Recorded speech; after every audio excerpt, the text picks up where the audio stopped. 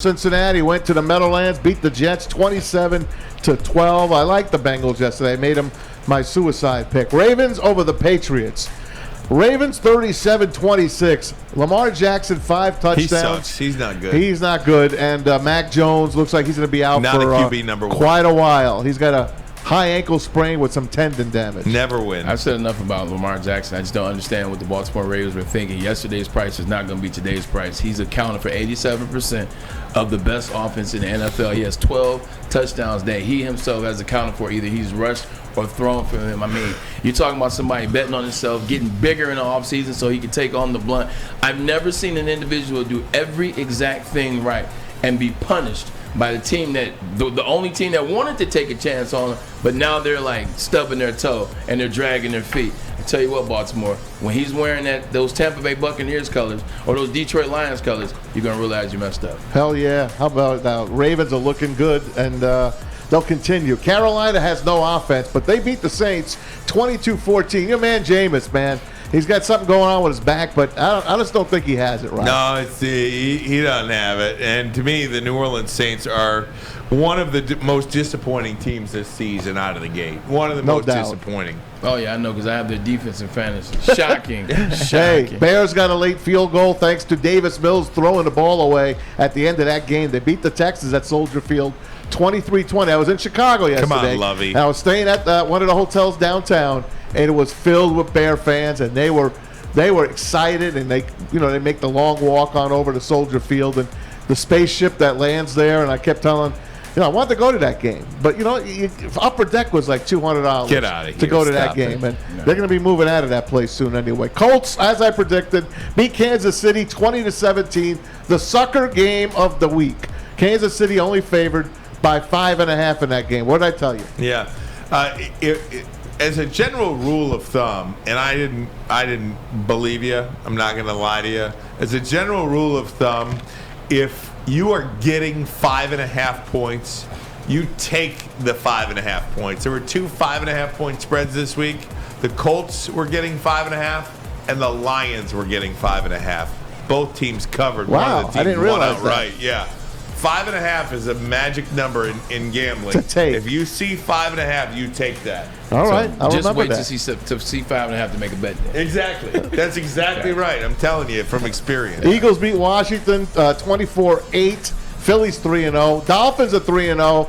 Braylon 21-19. They beat the Bills, but what a game.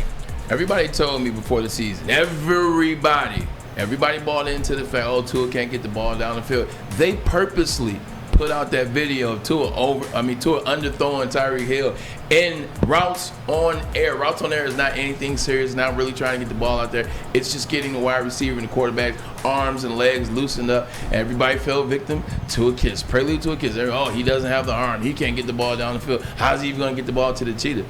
I said, he doesn't even have to get the ball to Tita. It's long handoffs, but he does have an arm. Jalen Waddle ran 4.3 when he was at Alabama last time I checked. But they're a real team, and they play good defense. That's where they're winning games, is the defensive side of it. You ready for this? Fletch, put up the Miami stat, the tweet about Miami. Look at this. They are 11-1 in their last 12 games. 11-1. It's incredible. You know what else is an incredible stat? There are 2 3-0 teams in the NFL. Same thing. Quarterbacked by Tua Tagovailoa and Jalen Hurts. 2 number ones. 2 number ones, but 2 guys that I told most you about. people, not you, Braylon number ones on the jersey. Yeah, Braylon's been right about both guys all along. And maybe one day people like you and I will listen to him. But he is the only one that said anything about Tua and Jalen. National guys, ESPN, Fox, CBS, nobody has given Tua and Jalen Hurts their just due, and those are the only 2 quarterbacks that are currently 3-0. Dan Orlovsky is the only one. But here's another interesting stat about that game, Ryan, Ermanni, and Maz, the Minnesota game. The Miami Dolphins game. The Miami Dolphins had 90 plays of offense. The Buffalo Bills. Buffalo Bills had 90 plays of offense. 63 passes were attempted by the greatest quarterback ever, the guy that's supposed to win the MVP and win the Super Bowl, and Josh Allen. that defense was on the field that offense of the Miami Dolphins was only on the field for 18 minutes. 42 minutes time of possession for the Buffalo Bills, and they couldn't get it done. But the Bills played in that 110-degree humidity. They were getting IVs every other minute, and they're down. Micah Hyde's out for the year. They were down 5 defensive starters, and they hung in there. The Bills, they're still going to win the Super Bowl. I still think they're the best team in the NFL. Yep. I still do. I'm still going with them. But kudos to Stephen Ross and the architectural design team of Hard Rock, because they know what they're doing. I've been there before. They put the opposing team with no shade. So it's hot all game long. The sun is beaming down all game long. You're sweating like hell. It's 110 with the heat index in Miami. Meanwhile, on the other side of the field, there's super shade for the Miami Dolphins. Kudos to the architectural design team of Hard Rock Stadium. Last week's worst team, the Titans, they won 24-22 over the Raiders, the only winless team. Oh, the the Vegas Raiders. Jags put 38 on the LA Chargers, 38-10. That snapped an 18-game road losing streak. 3 touchdowns for the hippie kid. One thing we talked about, the big question was everything in NFL, all roads run through the AFC West. Oh, they got Russell Wilson now. Oh, man, they brought over Devontae Adams. This is going to be the division. Hell, they might get 4 teams into the playoffs. Oh, they're going to be rolling and smoking. One thing that I did say, just because you put a player on a team doesn't mean he's going to ultimately integrate. It didn't mean that Devontae Adams was going to go over there and have 1,500. It didn't mean Russell was going to go over there and have 4,400. It takes time. It takes chemistry. It takes patience. And we're seeing that maybe we were all a little bit too on the bandwagon that was the AFC West. Atlanta beat Seattle by 4. Rams beat the Cards 20-12. Pack over the Bucks 14-12. Tampa scores late.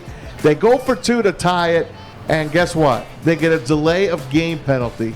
Tom Brady was changing the play, and Aaron Rodgers even said the play when they scored a touchdown should have been a delay of game. Yeah. How do you get a delay of game out of a timeout by the Packers? They come in and they do it. They get a delay of game. Crazy. And can't score from the 7. That game was crazy hot too. Not quite as bad as Miami, but the game in Tampa. Yep. I mean, that was pretty unique. And Denver 11. San Francisco 10, thanks to a Jimmy G safety. They lost the game on a safety. It's incredible. I don't know how that happens. He ran out of the end zone like Danny O. It technically was a pick 8. Because if you think about it, he got 2 for the safety. He threw an interception and went for a touchdown. He just so happened to be out of the end zone. Now, everybody, this is one of those plays where we'll talk about it. Dan Orlovsky extremely excited. Me, never been happy. Freedom, as he says in the words of William Wallace on Braveheart. He's vindicated. Not so fast. The way I look at it is this. Jimmy G, he stepped out. He got 1 foot out, and then 1 foot came down as he threw a horrible pass that got intercepted anyway. Dan Orlovsky ran out of the back of the end zone and kept running all the way damn near to the tunnel. So, although the same play, Dan was clearly worse.